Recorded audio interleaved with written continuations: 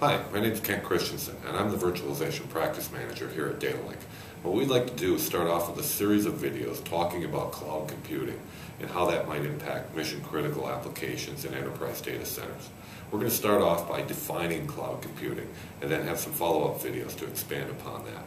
So the definition of cloud computing, that's an interesting subject because there's a lot of different definitions of cloud computing.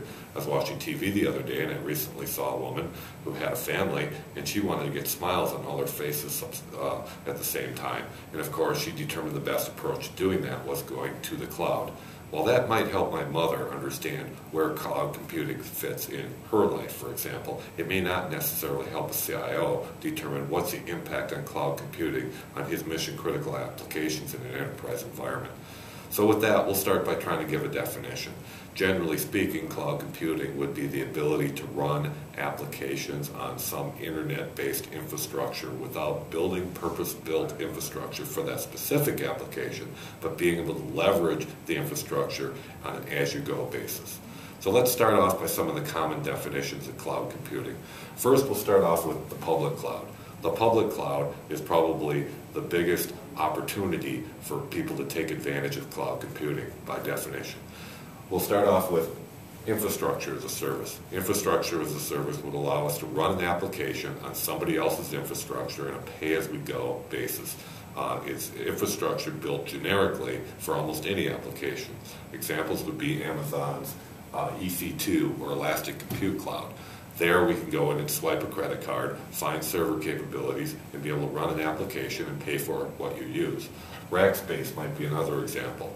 While some might call that hosting, others would say the fact that I can run my application on their premise means I'm leveraging the cloud. Another might be Terramark. Terramark is building kind of a hybrid solution between being able to host applications and be able to interface those with people's internal infrastructure or private cloud, which we'll talk about a little bit later. Another area is platform as a service. Platform as a service provides a specific platform for application developers to develop and deploy and run applications. Examples would be Force.com, an extension of Salesforce, or Google, or Microsoft Azure. Those are all examples of platform as a service and extensions of public cloud computing. A very popular area of cloud computing these days is software as a service. Software as a service means I will take advantage of an application provided by a hosted application provider who has built a multi-tenant environment so multiple users can take advantage of that application without actually building infrastructure in a data center to run that application. Examples might be email hosting, Salesforce itself, benefits and payroll applications like ADP, or even DataLink's backup and reporting or capacity reporting service called StorageGate. Those are examples of software as a service, and most organizations are starting to leverage some component of software as a service today. However, probably no more than 10 or 15% of any organization's applications can take advantage of software as a service. And a lot of people are concerned about security and compliance of the existing public cloud environment. So that leads us to the final place where most of our mission-critical applications are running today, which would be in the internal IT infrastructure, allowing us to consider building a public or a private cloud.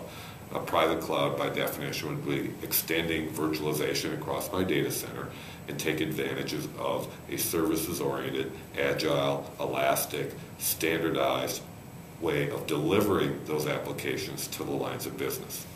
Now, where we see this going out in the future is that people will start to build private clouds and take advantage periodically of some public cloud services.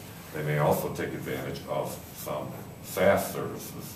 And ultimately, the net result would be what we'll call IT as a service, or a complete, total virtual private cloud that takes advantage of primarily internal, some external, and some SaaS services. So that's a basic definition of cloud computing. We'll start to expand on that, following up with a video on what types of cloud services might impact your environment most impactfully. So what types of services are more conducive to cloud computing. And then we'll talk about how to start building on your virtual infrastructure and building out private cloud services. So until next time, take advantage of datalink.com to find additional white paper and information about this. And until next time, thank you.